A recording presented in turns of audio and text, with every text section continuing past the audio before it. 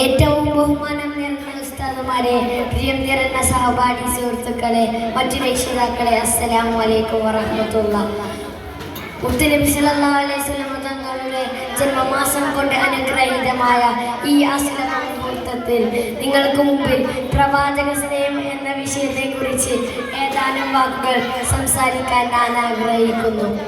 സഹോദരങ്ങളെ, മുത്തുനബി സല്ലല്ലാഹു അലൈഹി വസല്ലം തങ്ങൾ മാനവന്റെ ഉന്നമനത്തിനായി നിയോഗിക്കപ്പെട്ട ആത്മീയ വ്യക്തിത്വത്തിന്റെ ഉടമയാണ്. നമുക്ക് ദർശിക്കാൻ പറ്റുന്നത് എന്തെന്നാൽ ഗോത്രമഹിമയുടെയും കുലതയുടെയും പേരിൽ കലയിച്ചിരുന്ന പരിശുദ്ധ മക്ക മണലാരണ്യത്തിലെ കാട്ടറബി സമൂഹത്തെ വാർത്തായത്തിന്റെ സ്മരണയിലേക്ക് കൊണ്ടുവരാൻ ഹബീബായ മുത്ത് റസൂൽ സല്ലല്ലാഹു അലൈഹി വസല്ലം തങ്ങൾ അടിയറ വെച്ചത് ലോക ജീവിതത്തിലെ സുഖാനുഭൂതികളെയാണ്. ഈന്തപ്പനയോലകളിൽ അന്തിയുറങ്ങിയ സാക്ഷര മദീനയുടെ രക്ഷകനായ രാജകുമാരൻ മുത്ത് റസൂൽ സല്ലല്ലാഹു അലൈഹി വസല്ലം തങ്ങൾ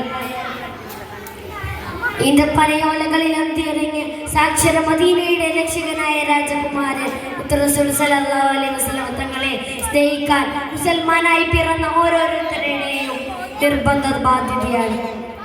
മുത്തുനബി സല്ലല്ലാഹു അലൈഹി വസല്ലം തങ്ങൾ പറയുന്നു, സ്വന്തം മാതാപിതാക്കളെക്കാളും മക്കളെക്കാളും മറ്റു ജനങ്ങളെക്കാളും എന്നെ സ്നേഹിക്കുന്നതുവരെ നിങ്ങളിൽ ഒരാളും പരിപൂർണ്ണ മുഅ്മിനാവുകയില്ല. ഉഹുദ് യുദ്ധത്തിൽ നബിയുടെ പല്ല് കൊഴിഞ്ഞു പോയി അകലെ നിന്ന് വന്ന കാഫിലി കൂട്ടമാണ് ഉമൈസുൽ ഖർനി റളിയല്ലാഹു അൻഹുവിനോട് വിവരം പറഞ്ഞത്. ഉമൈസുൽ ഖർനി റളിയല്ലാഹു അൻഹു എന്ത് ചെയ്തെന്നറിയോ?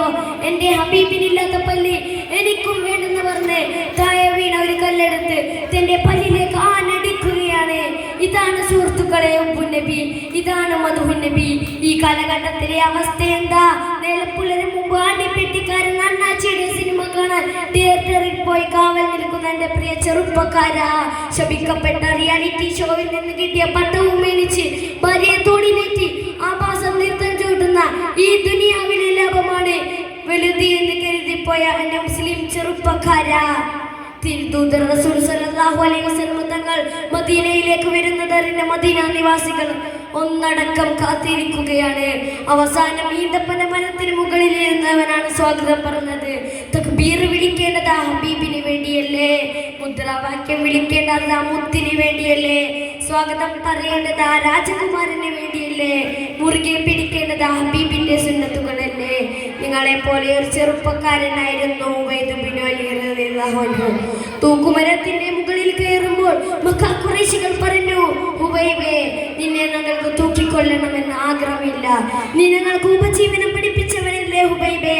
നീ ഞങ്ങൾക്ക് കച്ചവടം പഠിപ്പിച്ചവനല്ലേ ഉബൈബേ? നിന്നെ ഞങ്ങൾ തൂക്കുകയറിൽ നിന്ന് ഒഴിവാക്കി തരാം. ഒറ്റ കാര്യം ചെയ്താൽ മതി, ഒറ്റ കാര്യം ചെയ്താൽ മതി.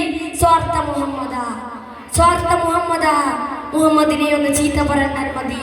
ആ സമയത്ത് ഉബൈദ് ബിൻ വലിദ് റളിയല്ലാഹു അൻഹു പറഞ്ഞു, നിങ്ങൾ എന്റെ കയ്യിൽ ഒരു മുള്ളു തന്നിട്ട് അത് എന്റെ ഹബീബിന്റെ കാൽപാദത്തിലൊന്ന് തൊടാൻ പറഞ്ഞാൽ അതുപോലും എനിക്ക് സാധിക്കില്ല എന്ന് പറഞ്ഞ് മക്ക ഖുറൈശികളുടെ കയ്യിനാൽ ഷഹീദായി പോയെങ്കിൽ അദ്ദേഹം മുത്ത് റസൂൽ സല്ലല്ലാഹു അലൈഹി വസല്ലമയെ എത്രമാത്രം സ്നേഹിച്ചു കാണുമെന്ന് നമുക്ക് അളക്കാൻ സാധ്യമാവാത്ത കാര്യമാണ്.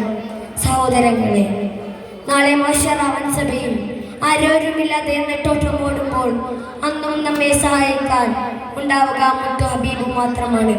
ആ മുത്തിനെ നാം അളവിട്ട് സ്നേഹിക്കണം. വഫാത്താകുന്ന സമയത്ത് പോലും നമ്മെ ഓർത്ത് വേവലാതിപ്പെട്ട ആ ഹബീബിനെ നാം ജീവനാക്കാളേറെ സ്നേഹിക്കണം. പരിശുദ്ധ റബീഉൽ അവ്വൽ മാസമാണ്. ഇന്നു മുതൽ ഞാൻ നിത്യവും സ്വലാത്ത് ചൊല്ലും എന്ന് നിയത്ത് വെക്കണമെന്ന് ആദ്യം എന്നോടും പിന്നെ നിങ്ങളോടും ഞാൻ വസിയത്ത് ചെയ്യുകയാണ്. സുർമയിട്ടില്ലെങ്കിലും സുർമയിട്ടതുപോലെ തോന്നുമെന്ന് പറഞ്ഞ ആ ഹബീബിന്റെ തിരുവചനം സ്വപ്നത്തിലെങ്കിലും കാണുവാൻ നാഥൻ നമുക്ക് തൗഫീഖ് നൽകട്ടെ എന്ന പ്രാർത്ഥനയോടെ ഞാൻ എൻ്റെ വാക്കുകൾക്ക് വിരാമം കുറിക്കുന്നു. അസ്സലാമു അലൈക്കും വറഹ്മത്തുള്ളാഹി വബറകാതുഹു.